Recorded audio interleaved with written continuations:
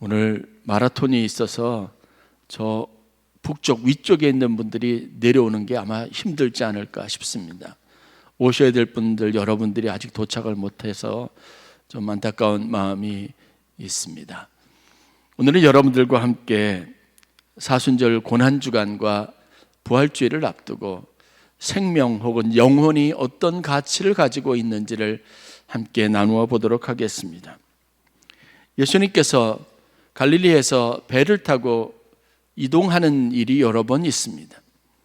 그럴 때 전형적으로 등장하는 것이 가버나움과 그리고 거라사 지역이라고 하는 맞은편 지역에 있는 한 도시입니다. 오늘은 예수님께서 갈릴리 가버나움 중심에 사역을 하시고 제자들과 함께 배를 타고 건너편 맞은편에 있는 거라사라고 하는 이방인들의 땅에 도착하셨습니다.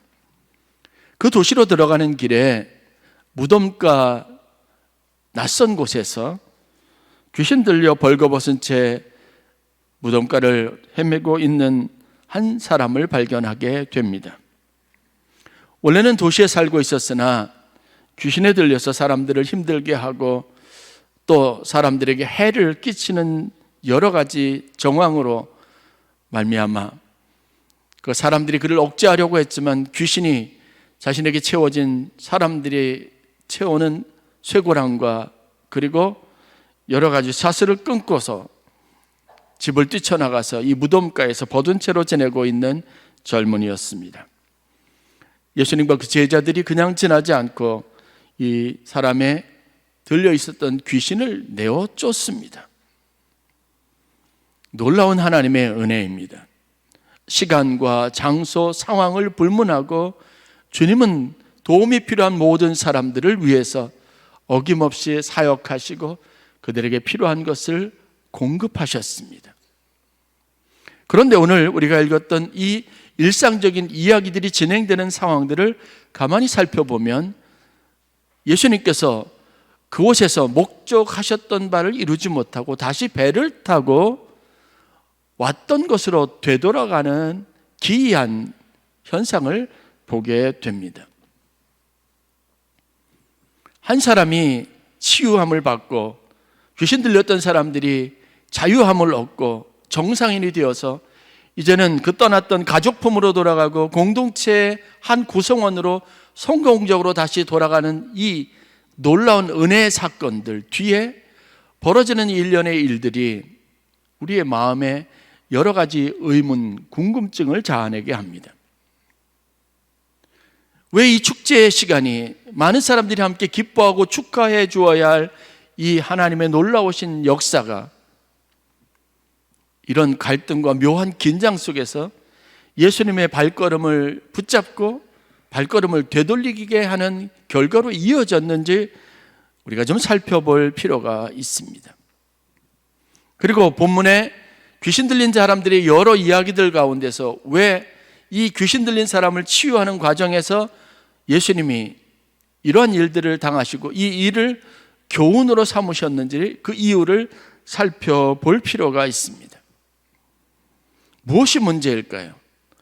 무엇이 사람들에게 이런 하나님의 은혜와 기적의 현장에 같이 동참하고 기뻐하지 못하게 하고 오히려 사람들의 마음을 두렵게 하고 예수님에 대해서, 복음에 대해서 거부감을 갖게 할까? 돌이켜보고 생각해 볼 필요가 있습니다. 살아가면서 우리는 좋은 일이라고 여겨지고 선한 일, 마땅히 우리가 가치 있게 여기는 일들이 많음에도 불구하고 그리 사람들에게 좀처럼 환영되지도 않고 사람들이 그 일에 반응하지도 않고 오히려 거부감을 표시하는 이런 상황들이 의외로 우리의 인생에 참 많이 있습니다. 선교가 그랬습니다. 우리 최한옥 목사님 교정선교회를 하는데 정말 좋은 일입니다.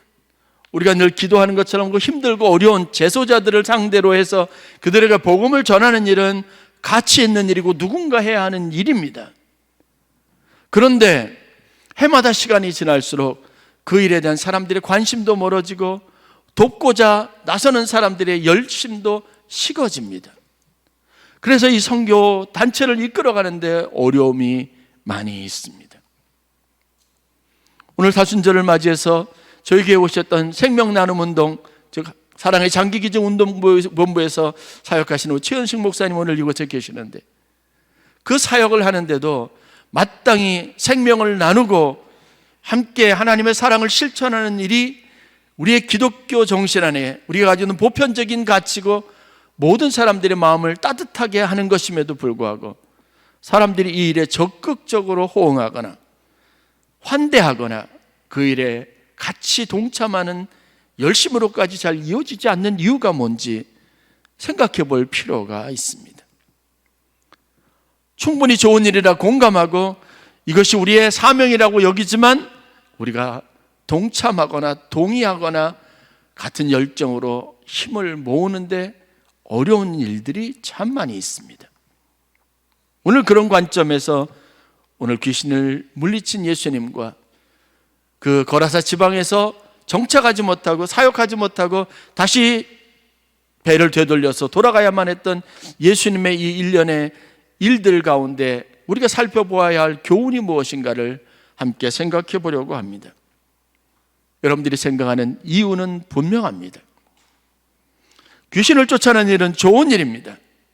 한 사람의 영혼을 구원하는 것도 좋은 일입니다.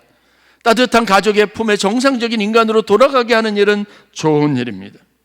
그런데 오늘 성경에서 보면 그것을 위해서 치루어야 할 대가가 너무 크다는 겁니다. 여러분, 성경에 보면 이 사람에게 들어가 있던 귀신이 있습니다. 군대라고 합니다.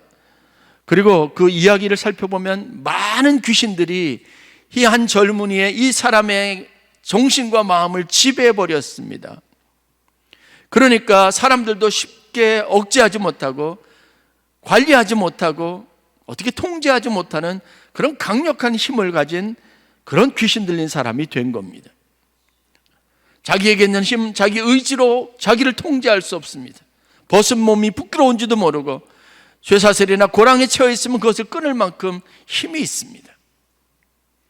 어떻게 보면 그 마을의 골칫덩어리입니다. 그것 때문에 부모도 힘들고 그것 때문에 마을 사람들도 힘들어집니다. 그 사람이 거리로 활보하는 한 평화는 없습니다. 만나는 사람들은 부딪히지 않고 도망다니고 피하기 바쁠 겁니다. 내가 다니는 일상에 편리하고 좋은 모든 것들이 그 사람 때문에 다 빼앗겨져 버리고 늘 언제나 하루하루가 지옥과 같은 삶일 수도 있습니다. 그런데 이 사람이 다시 정상으로 돌아오는 것을 누가 반길 수 있을까요? 그런데 거기에 더해서 이 한 사람이 회복되는 과정에서, 정상인이 되는 과정에서 자기들의 재산 가치로 여겼던 돼지떼, 마가복음에 보면 2,000마리나 되는 돼지가 몰살을 해버린 겁니다. 예수님이 그냥 귀신을 쫓아버렸으면 되는데 하필이면 성경에 보니까 이 귀신떼가 예수님께 요청한 요구를 예수님이 받아줬어요.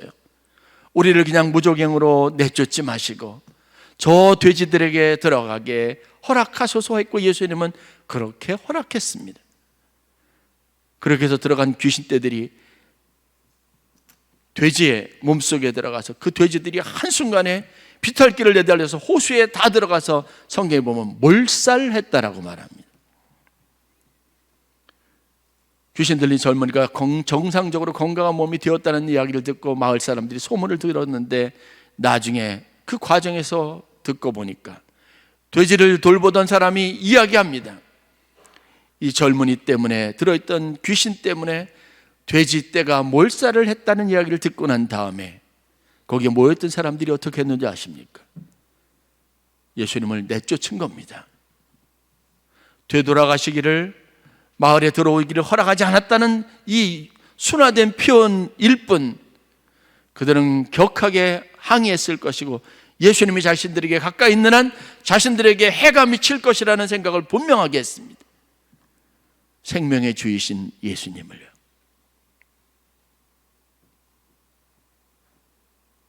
우리의 내면에 있는 은근한 유혹이 바로 이겁니다. 우리가 가지고 있는 인간됨이 바로 이겁니다. 정욕이 이겁니다. 우리가 하나님의 자녀로 믿음의 삶을 살지 못하는 이유가 바로 이겁니다.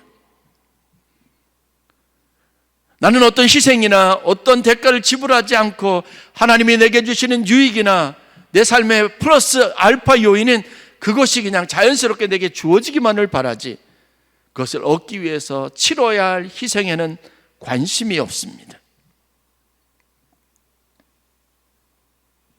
그것을 위해서 우리가 감내해야 하고 받아들여야 하고 수용해야 될 것들, 그게 좀 힘들거나 내가 받아들일 수 없는 것이면 과감하게 단호하게 거절하는 것이 우리의 얄팍한 인간의 본능이라는 것을 오늘 본문이 우리에게 가르쳐주고 있습니다. 어떤 사람이 재미있는 셈을 했습니다. 돼지 2,000마리면 과연 어느 정도일까? 그 셈법에 의해서 나와 있는 숫자를 생각하니까 그럴만도 하다는 생각이 듭니다. 요즘 돼지 한 마리에 대략 50만 원 정도 합니다. 그러면 2,000마리 곱하기 50만 원 해보십시오. 여러분 놀라지 마십시오. 그때 호수에 빠져서 몰살을 했던 돼지 때문에 재산상 손실이 얼마나 났는지 아십니까? 10억이 난 겁니다.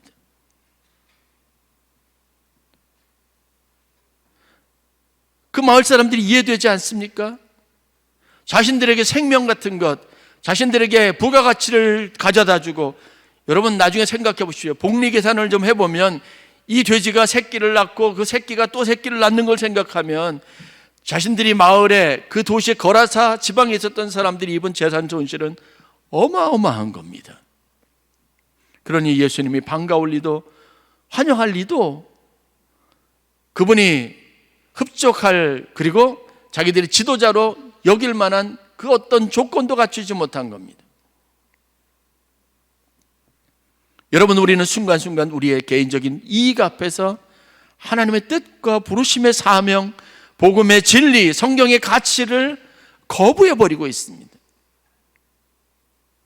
당연히 그렇게 해야 하는데도 여러분 밀쳐내는 겁니다. 하나님의 말씀을 내가 선택해서 들으려고 하지 않습니다. 주님이 내게 주시는 사명을 거절합니다. 손해보는 것 없이, 희생 없이 잘 되는 것을 바랄 뿐입니다. 사순절과 고난주간 그리고 부활주일에 그 영광스러운 길을 걸어가고 있는 지금 이 시점에 우리가 다시 한번 고민하고 묵상해야 될 것이 바로 이 사실입니다. 과연 우리는 생명을 얻는 일을 위해서, 복음을 위해서, 우리가 그토록 원하는 아름답고 선한 역사들을 위해서, 주님이 나타나서 우리 가운데 도우시기를 위해서, 어떤 누군가에게는 다시 사는 역사가, 기적과 같은 은혜가 임하게 하기 위해서, 때로는 우리가 치러야 할 희생이 있는데 그 요구에 과연 우리는 순종할 수 있는가라는 사실입니다. 지난 주간에 제가 반갑고 정말 하나님 앞에 감사한 소식을 들었습니다. 저희가 교회가 2주 동안 튀르키예 그리고 시리아 지역에 있는 난민들과 무너진 안디옥 교회, 그 교회를 다시 재건하기 위해서 헌금을 모아서 보냈습니다. 2주 동안 모은 게 한 250만 원 정도 돼서 보냈습니다. 그런데 지난 주간에 우리 본부에서 들려온 소식이 뭐냐 하면, 한국교회 전체가 한 교회의 재건, 그것뿐만 아니라 그 도시의 재건을 위해서 50억이 넘는 돈을 모금하는 운동을 벌이기로 했다는 겁니다. 한 사람 한 사람이 우리 작은 정성과 뜻을 모으면 한 교회 건물이 아니라 그 도시를 상징하는 모든 무너진 것들을 재건하고 다시 세우는데 큰 몫을 감당할 수 있다는 겁니다. 이 기회에 하나님의 교회가, 그리스도인들이 어떤 힘을 가지고 어떤 사랑을, 어떤 관심을, 어떤 우정을 이 도시에 사람들에게 보내고 있는지를 보여주자는 결의가 일어났다는 이야기를 들었습니다. 그게 힘들고 좀 어려울 때도 있습니다. 불편할 때도 있습니다. 그러나 여러분, 우리가 교회와 성도로서 지금까지 하고 있는 모든 수고의 가치를 여러분들이 꼭 깨닫는 은혜가 있기를 간절히 축원합니다. 우리가 선교하는 일에 열심을 갖는 것도 우리가 그리스도인으로 마땅한 사명이라고 여겨서 내가 한 사람이 하는 결단 이 자체가 결코 작지 않다는 것을 여러분들이 꼭 인식할 수 있었으면 좋겠습니다. 주님이 오늘 메시지를 우리에게 주시고 싶은 이 이야기의 교훈이 뭘까요? 저는 두 가지 교훈이 있다고 믿습니다. 첫 번째는 하나님에게는 세상에 그 무엇보다도 가장 소중한 것이 한 생명, 한 영혼의 구원이라는 사실입니다.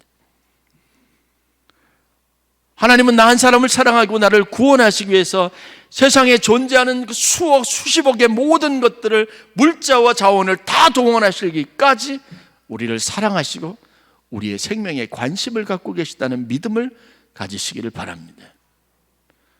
하나님 어떤 대가를 치르더라도 자기의 독생자 예수를 주시고 내어주시기까지 우리 한 사람이 구원받는 일에 관심을 가지시고 하나님 그 일을 기뻐하신다는 것을 성경을 통해서 여러분들이 알아야 합니다. 그렇다면 여러분들이 하는 일의 모든 의미를 한 사람 한 생명을 살리는 일로 여기는 보람이 있기를 간절히 축원합니다. 하나님은요, 때로는 우리가 이해할 수 없는 순간을 주실 때도 있어요. 저도 저희 가족들 중에 생명을 구원하시기 위해서 암투병이라고 하는 힘들고 어려운 과정을 겪게 하셨던 하나님의 섭리를 경험했습니다. 우리 성도님들 중에도 그런 가정들이 있습니다. 힘이 들고 어렵고 왜 내게 이런 일이 일어날까? 이런 불행이 내 삶에 하필이면 내가 지금 가지고 있는 이 신앙생활, 열심히 있는 신앙생활에 이런 일이 일어날까 하고 낙심하고 있기도 합니다. 그러나 돌이켜보면 하나님이 한 생명을 구원하시기 위해서 오늘 하나님이 그 일을, 그 역사를 이루어 가시고 내 헌신과 희생을 요구하신다는 사실들을 깨닫게 됩니다. 그러므로 낙심하지 마시고 불평하지도 원망하지도 마시고 내게 주신 사명을 이루기 위해서 한 영혼, 저 사람의 구원을 위해서 하나님이 오늘 내게 맡겨주신 일들을 위해서 기쁨으로 헌신하는 모범을 보이실 수 있기를 간절히 축원합니다. 하나님 그 영혼을 귀하게 여기시고 그 생명을 가치 있게 하시는 일에 세상의 모든 것들을 다 동원하시고 그것을 위해서 역사하시는 분이라는 믿음을 가질 수 있기를 바랍니다. 여러분, 귀신 들린 자가 누구입니까? 이방인이에요. 다시 말해서 우리와 관계, 혈연 관계나 어떻게 끈을 이어보려고 하고 무슨 관계 속에서 어떻게 엮어보려고 하는 그런 사고 범위 바깥에 있는 사람입니다. 이웃이라고 늘 가까이 보던 사람이 아닙니다. 구걸하느라고 늘 눈앞에 있었던 사람이 아닙니다. 그 사람은 한 번도 만난 적도 없고 그리고 내 이웃이라고 생각조차 할 수 없었던 사람입니다. 그런데 귀신이 들렸습니다. 뿐만이 아닙니다. 사람들의 유익을 끼치는 사람이 아니라 사람들을 해롭게 하고 사람들에게 괴롭히기를 늘 언제나 습관처럼 하는 사람입니다. 정서적으로 없어졌으면 좋겠다고 여길 만한 충분한 이유를 가진 사람입니다. 그런데 주님은요, 그 사람의 가치를 10억, 돼지 2,000마리보다 더 귀하게 여기고 계시다는 것을 우리가 알아야 합니다.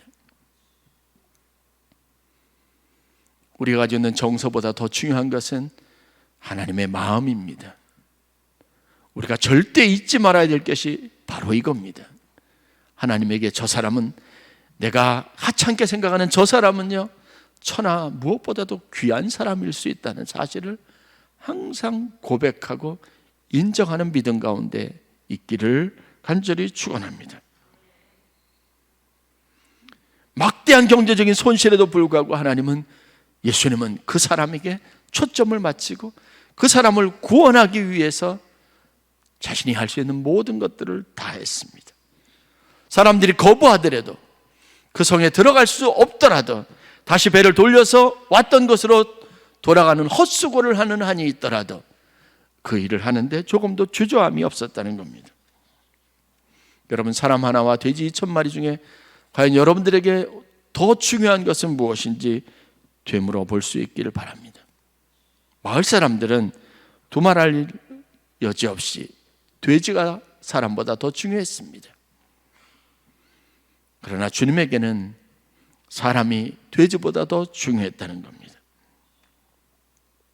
우리가 그리스도인이라면 물질 만능에 젖어 있는 이 세대 속에서 다시 한번 이 가치를 회복하고 생명과 영혼의 구원을 위해서 그 가치의 소중한 것을 인정하는 믿음 위에서 다시 서는 회복되는 귀한 은혜가 있기를 주의 이름으로 간절히 축원합니다. 두 번째 교훈은 무엇입니까? 주님은 이 사실을 통해서 올바른 물질관과 나누는 삶의 중요성에 대해서 우리에게 교훈하고 있습니다. 돈이 중요합니다. 물질이 중요합니다. 이것 때문에 사람이 죽고 살기를 합니다. 인생이 여기에 다 달려있기도 합니다. 의리도 우정도 사랑도 정도 혈연도 돈 앞에 아무것도 아닌 일로 무너질 때가 너무나 많이 있습니다. 평생을 살아왔지만 돈 앞에 자기의 살아왔던 삶이 아무것도 아닌 것처럼 부인되기도 합니다. 그러나 하나님에게 있어서 하나님이 바라보는 우리에게 주시는 물질이 가지고 있는 진짜 가치는 이 물질이 하나님이 우리에게 주신 선물이라는 사실입니다. 이 젊은이에게도 이 귀신 들린 자에게도 하나님은 그만큼 값진 것을 선물해 주신 겁니다. 이 젊은이에게 예수님께서 하신 당부가 뭔지 아십니까? 내 가족에게로 돌아가고 성 안으로 들어가서 오늘날 내가 당한 일, 내가 경험한 것을 그들에게 있는 그대로 다 전하라고 하는 겁니다. 사람들이 자기를 거부할 수도 있습니다. 회피할 수도 있습니다. 그러나 받은 은혜를 나누고 전하는 일에 주저하지 말라고 이야기합니다. 물질은 하나님 우리 인생에 주신 축복의 한 수단이고, 그래서 그 물질을 통해서 우리는 하나님이 나에게 관심이 있고 내게 축복하시고 나의 삶에 부어주시는 은혜의 하나님이라는 사실을 알게 하고 하나님이 내 기도를 들으시는 분이라는 걸 깨닫게 합니다. 이 물질을 통해 하나님의 은혜와 사랑을 경험하기도 합니다. 이때 물질은 은혜의 매개가 됩니다. 영적 축복의 통로가 되는 겁니다. 여러분들에게 물질은 이런 가치를 가질 수 있기를 간절히 축원합니다. 여러분들이 하나님이 주신 것을 선물로 사용하면 이 선물은 여러분들이 하나님을 만나고 여러분들이 하나님이 나를 사랑하신다는 사실을 고백할 수 있게 한 것처럼 전해지는 누군가에게 하나님을 만나게 되는 기회가 될 것이고 그들에게도 놀라운 축복의 선물이 될 줄로 믿습니다. 저는 아멘교회가 자랑스러운 것은, 아멘교회가 존재해야 될 분명한 이유가 있다고 말할 수 있는 것은, 우리 교회가 지난 38년 동안 그 일을 하는데 한순간도 게으른 적이 없었고, 아무리 어렵고 큰 위기가 있었던 순간에도 선교와 구제와 나눔을 하는 일에는 위축되지 않았다는 사실에서 그 정체성과 자랑스러움을 분명하게 갖습니다. 과연 여러분들은 그런 마음과 축복의 관점을 가지고 교회로서 존재할 수 있는지, 그리스도인으로서 기능할 수 있는지 계속 묻고 또 물을 수 있어야 합니다. 사람을 살릴 수 있습니다. 누군가의 삶에 하나님을 소개할 수 있습니다. 그 풍성함에 대해서, 하나님 나라의 기쁨에 대해서 이야기해 줄 수 있고 소개할 수 있습니다. 바로 여러분들이 가지고 있는 것이 그런 충분한 가치를 가지고 있다는 사실을 믿음으로 삼으실 수 있기를 바랍니다. 바울은 고린도 교인들에게 이렇게 권면합니다. 하나님이 능히 모든 은혜를 너희에게 넘치게 하시나니, 하나님 은혜를 우리에게 넘치게 하신다는 겁니다. 이는 너희로 모든 일에 항상 모든 것이 넉넉하여 모든 착한 일을 넘치게 하게 하려 하십니다. 하나님이 넘치게 하시는 것은, 넉넉하게 하시는 것은 우리가 선한 마음과 좋은 뜻을 가지고 주의 일을 행할 때 그것이 넘치게 하도록 하기 위한 것입니다. 여러분들에게 주신 은혜가, 물질의 축복이, 건강의 축복이 여러분 주위에 있는 모든 사람들의 삶에 좋은 에너지로, 긍정적인 삶의 축복으로, 그들이 함께 공유할 수 있는 삶의 기쁨으로 나누어질 수 있기를 간절히 축원합니다. 이어지는 말씀에서 바울은 다음과 같은 사실을 명확하게 합니다. 너희가 모든 일에 넉넉하여 너그럽게 연보를 하면 그들이 우리로 말미암아 하나님께 감사하게 하는 것이라.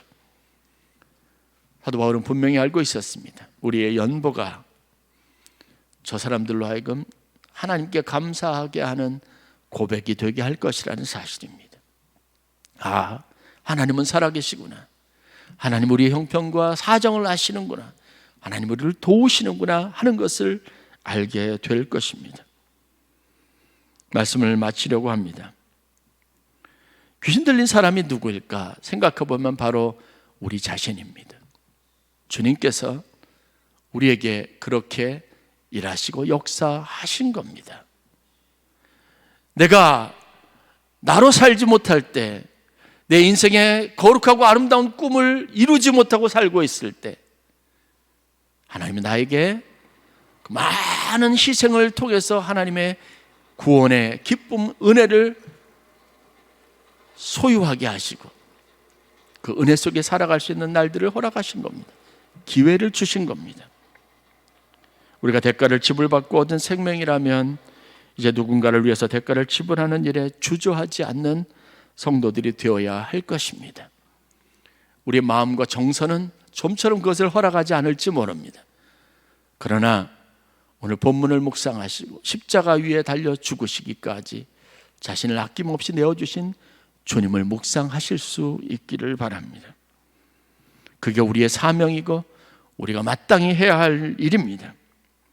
우리같이 미련하고 보잘것없는 존재들이 주님이 하셨던 그 놀라운 일들에 동참하고 쓰임받을 수 있다는 것은 영광이고 그것은 우리 삶의 가장 큰 보람입니다. 이 은혜의 나눔, 생명의 나눔에 그리고 살리는 일에 여러분들이 함께 해주실 수 있기를 간절히 축원합니다.